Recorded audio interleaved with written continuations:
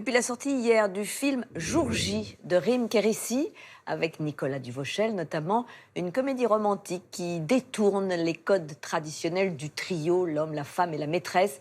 Sébastien Thème a rencontré la comédienne et réalisatrice, déjà auteure de Paris à tout prix. Deuxième réalisation pour l'actrice et scénariste Rim Kérissi qui tord les clichés du film romantique à l'américaine avec Jour J, une comédie du remariage. Les mecs, ils sont cons, ils flippent. Alors pour se rassurer, juste avant de se marier, ils sont prêts à sauter sur la première grosse pute venue.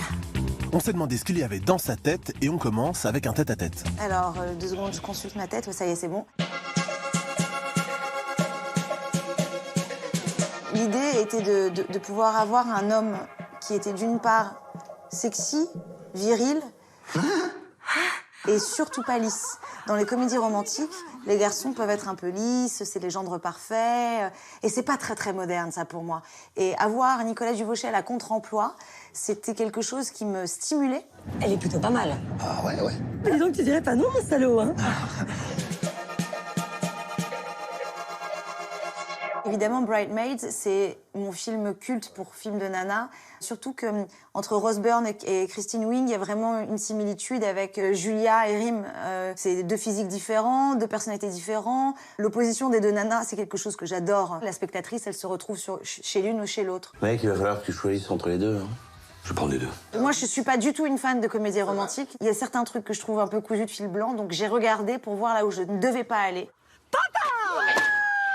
Et tu te dis, mais non, en fait, on n'est pas comme ça aujourd'hui, c'est pas possible. Non, mais ça va, hein, ça se voit pas trop. J'écris beaucoup en musique parce que ça nous donne aussi le tempo. Goldfrapp, c'est une musique sur laquelle j'écrivais avec na na na na na.